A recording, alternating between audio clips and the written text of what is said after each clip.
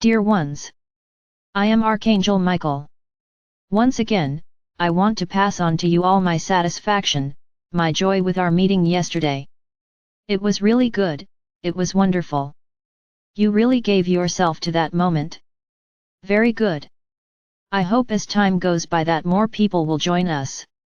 With each live entry, the number of people is increasing little by little. For me this is great, because people are understanding and making a point of feeling my energy. You know how to separate everything that is said here from what is speaking to you. She is she, I'm me. I'm glad you understand this, I'm glad you feel the energy I convey. Many of you felt everything I went through for you yesterday, and it is magnificent. So for those who are still unsure whether it's me or not, I invite you to participate in one of these meetings. And you will realize exactly what is being done here. In this group, there is no imposition, there is only guidance. You have the free will to do or not do what I ask or what I advise. I'm not taking anyone by the hand and forcing anyone to do anything. So, I invite you to be part of this group, not just listen to look for errors in what I say, or look for flaws that might point out that I'm not the one speaking. But simply let yourself be enveloped by this energy, let yourself be enveloped by this evolution, open your heart. Next time I hope to count on each one of you who didn't have the courage to take the test, because many hear, but don't believe. So why don't they take the test? Why don't you participate, to feel my energy there, at that moment? So I invite you, take the test, nothing will happen to you. Everything I do with each of you is with your permission. The cleaning that was done yesterday, you repeating the prayer that I said, you gave me authorization to do what will be done. So I don't do anything, the walk is all yours, you choose the path, you choose how to walk. But congratulations to those who are involved, who are ready, and who let themselves be carried away by this whole process. As if you were on a big buoy, in a very gentle river, and letting yourself be carried along by the small waves, or perhaps the big waves. So many are learning to overcome the obstacles that come with big waves, and they are learning to overcome them one by one. So once again, congratulations to everyone who wants to continue walking, letting themselves be carried by these waves and accepting my protection. Well, today I'm going to continue talking about Sananda. In the previous video, I told you that Sananda knew exactly what he was doing at the time of the crucifixion. Why he was doing that? He had already planted the spark of love, the Christ spark in the heart of every inhabitant of this planet. And as guardian of this planet, with each reincarnation, with each new soul that arrives on this planet, this spark is reinvigorated, and for new souls it is placed. So that his word, all those teachings, even if they are distorted by your religions, continue to have an effect, continue to act in your hearts. And so you all know who Jesus Christ was, the Son of God on earth. So you already understand that he is as much a Son of God as you are. Yes, he is an evolved soul for sure, he is a very evolved soul, but he is as much a son as you are. Did he represent our Father or Mother God on this planet? Yes, he represented and represents, as each of you also represents our Father or Mother God. I ask you to start erasing that image, of that old man with the white beard sitting on a cloud in the sky. This doesn't exist. You have been forced to believe that our Father or Mother God has the same form as you, that you were created in his likeness. No, and who are the other people that exist in the universe similar to? Are there several gods, one for each planet, one for each race? Obviously not, there is only one God. And this God has his divine spark in every people in this universe. So he is not, you were not created in his image and likeness, you were created with his divine spark, that is. So everyone is a child and representation of our Father or Mother God. But not physical, just spiritual, as a soul you are his representation, because you contain a piece of him which is the divine spark. And today you also contain a piece of the divine spark of Sananda, which is the guardian of this planet. So let's start eliminating some images that you keep trying to keep in your mind even though you know the truth. All of this was created by the lack of knowledge at the time, because at the time that their religious books were created, the universe did not exist, there was only the planet Earth, nothing more, you were unique in the universe. So all this had to get out of their minds. But as time went by, with all the discoveries, everything that was against these teachings, these truths, was fought precisely by who? For their religions, so that they would not lose power. Because if you found out that everything they had said was wrong, how would you behave?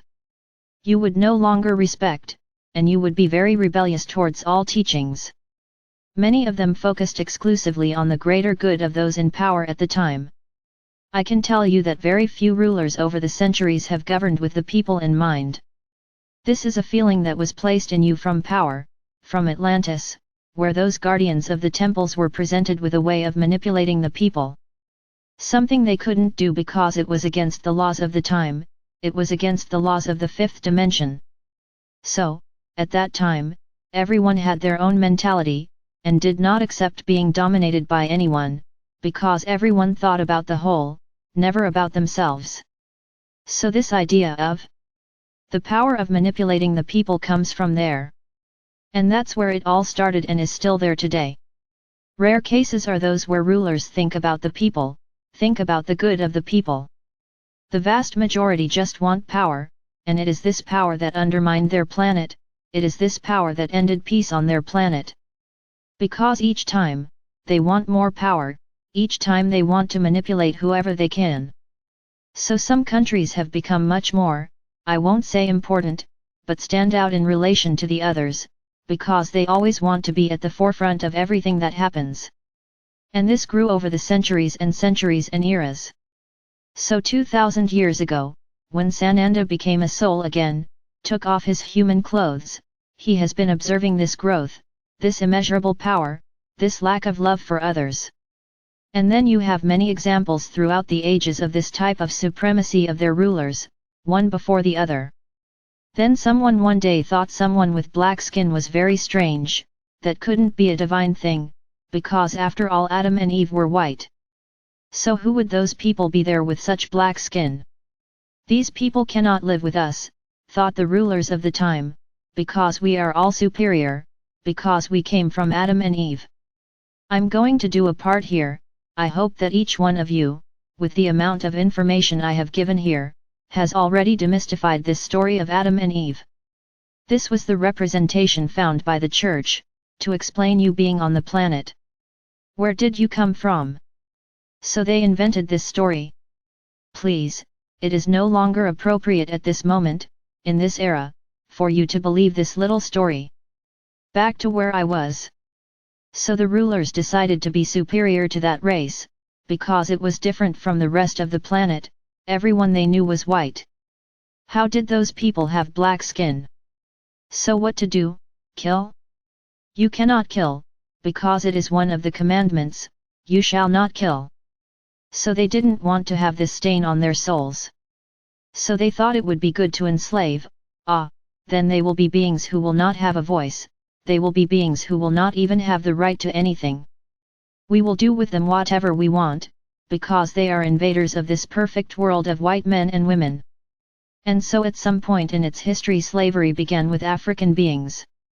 So you realize that power has always been the great spring of the dark.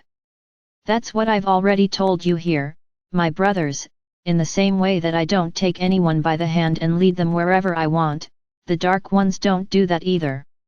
They just put something in front of you that might catch your attention, and your free will chooses to follow it or not. How has good always remained in balance with evil on this planet, no matter how much you think it is not? Because there have always been people who knew how to say no to those temptations, as you like to call them. They had the free will to say no, I don't want this for myself, and they continued walking on the path of good.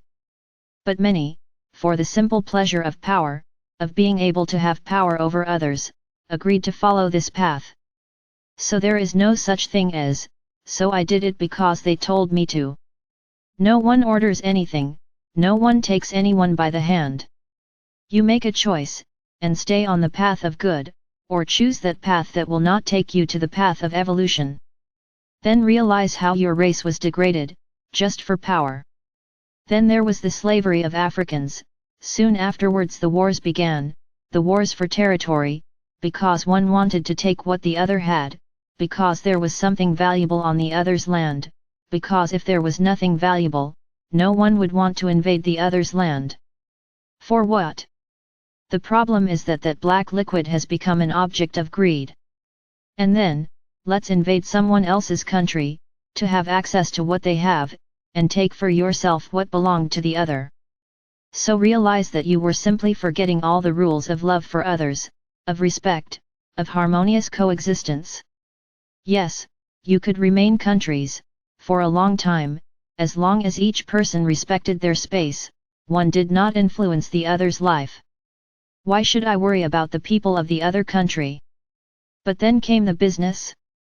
I need to do business, because he has what I don't have. So, I need to win over that client or that supplier, so I can survive in my country.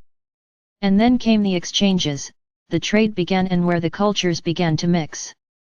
I'm not speaking here in chronological order, my brothers. Don't try to understand my reasoning. I'm talking, as a whole. I'm not here following dates. I'm talking about everything the human race has done to date. Then, cultures began to change, habits were invaded by habits from other countries. This immense country, Brazil, where you live, is a recent country, it is not many years old. In relation to the rest of the European continent, this country is very recent, it has a new history. Very good. And why was it colonized? For the expansion of the lands, of those who arrived here and found this world of lands. Ah, I found it. It's mine. Very good. And so it was, in many other countries. So, you were spreading across the planet, without any respect for each other. Always invasions, always wars, battles, for one to take over the other's peace. This continent here, this entire chain of land that goes from South America to North America, was not colonized very long ago, but the continents, European and Asian, were the beginnings of cultures on this planet. So they caused an entire expansion of the planet. But always, if you can observe, the word power is always first. Why am I saying all this? It's as if I were reproducing Sananda's vision after he emerged from human clothing. Sananda continued observing everything he had left, even where his words had been absorbed, how far his words had been multiplied. Unfortunately, he sadly saw that much of what he said was distorted. That people used their words, their history, to create religions. Each one in their own time, each one in their own way, each one created the way they thought was right, from what they understood. Because he taught many things in parables, parables have this property that everyone can understand the way they want. So they would take a phrase that was said by Sananda and explain it the way they wanted. And once again submission happened to the people, the powerful were the ones who made the decisions and decided the rules. Then, you remember that there were battles for faith. The Crusades were the great example of manipulation of soldiers at the time, just to eliminate all those who did not follow the religion they imposed, but in truth, the main purpose there was to eliminate their enemies, and more specifically to acquire wealth, acquire goods of many who were on the way.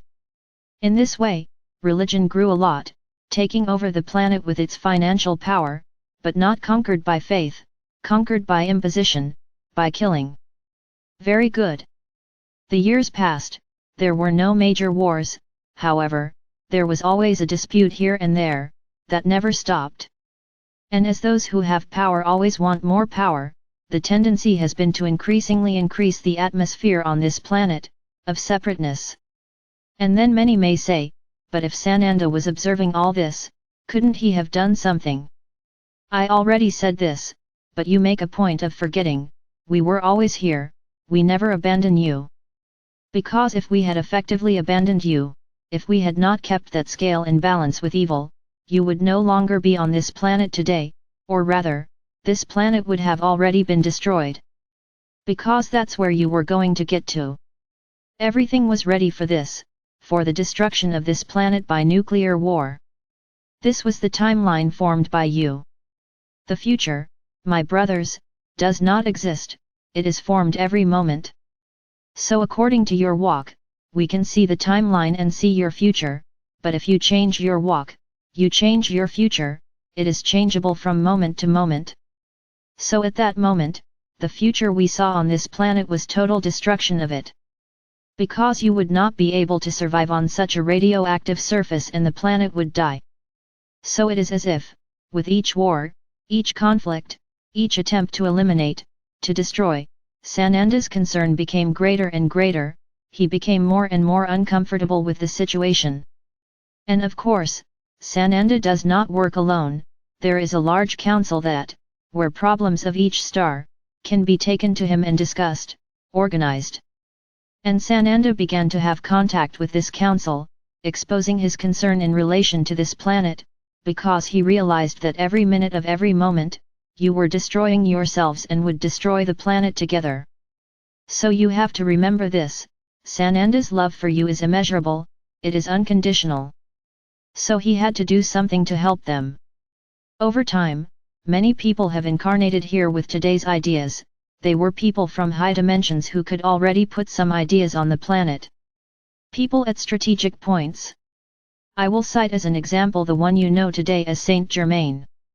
How many incarnations did he have on this planet, precisely to bring the necessary light at that moment? So many of you don't know, but you passed through your planet to bring light, to bring a little balance to all that feeling that was being created, of destruction. With the First World War, the entire universe began to observe this planet, it's as if something in their hearts starts to bother them too. And then they were sure of what Sananda had already warned, that something would have to be done on this planet, or you would destroy yourself.